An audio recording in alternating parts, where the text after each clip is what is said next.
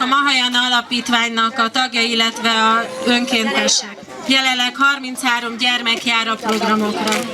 Ezzel kapcsolatban egy közérdekű felhívást is szeretnék tenni, hogy néhány tanodás szülő elkezdett egy fontos programot, biobriket gyártását, amihez papírra lenne szükségük, minél többre. A karton az nem jó, úgyhogy kérik az alapítvány tagjai, alapítvány vezetősége, hogy akinek van fölösleges felajánlani való papírja, az önkormányzatnál vagy a művelődési háznál ezt adja le. És akkor most lássuk a kis tanodásoknak műsor. Utána.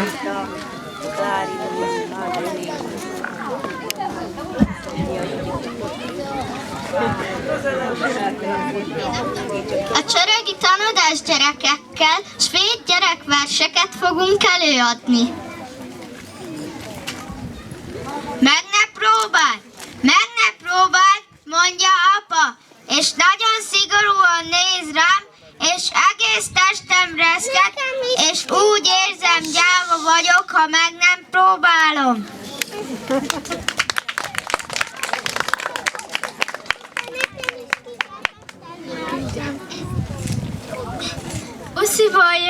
Usziból jövet, sorba álltunk a buszmegállónál, Johan végigfutott mellettünk, és minden lányra ráhúzott a nedves fürdőnaciával. Mindegyikre, csak rám nem.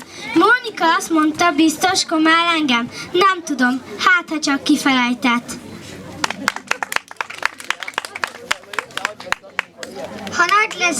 Ha nagy leszek, híres ember leszek. Titkos telefonszámot tartok, és autogramot küldök a gyerekeknek, akik bajust rajzoltak a képemre az újságban. Ha majd megunom a hírességet, rendes telefonszámot kérek, és bajust neveztek, akkor majd nem ismer meg senki, csak a gyerekek, akik bajust rajzoltak a képemre az újságban.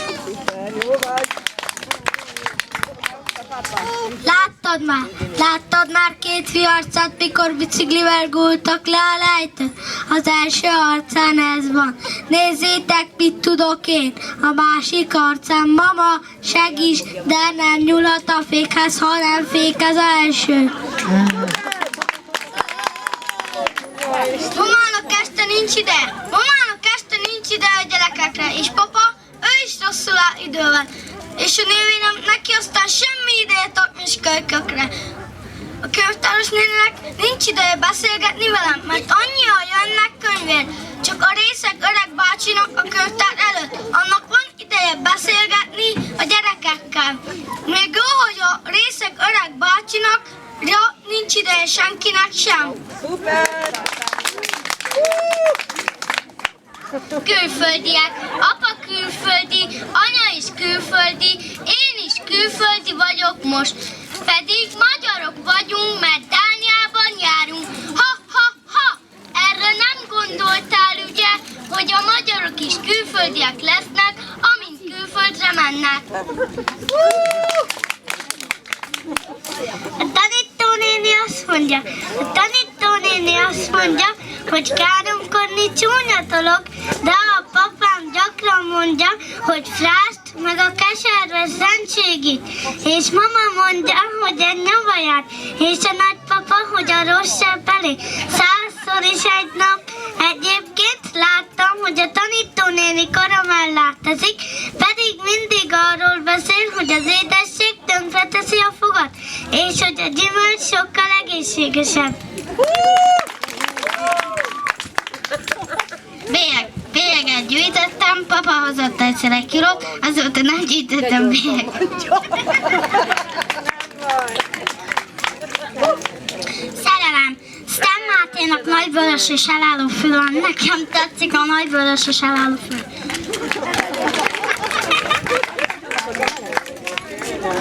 Hurrá! Van nővérem, aki mindent tud. Hurrá! Van nővérem, aki mindent jobban tud. Hurrá! Van nővérem, aki mindenben az első. Hurrá! Hurrá! Hurrá! Mert a nővéremnek, aki 3 évvel idősebb, 1 éven át megtettem, amit akart. Mert különben biztos bárult volna a mamának, hogy az utcán, egy néni után azt kiabáltam vén boszorkány.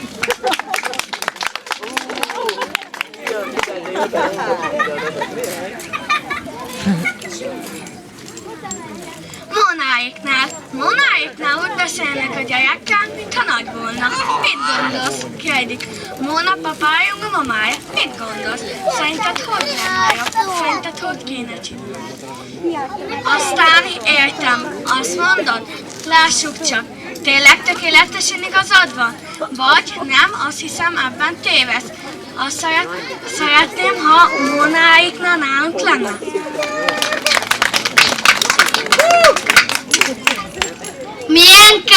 Milyen kár, hogy nincs cipzár a banánon.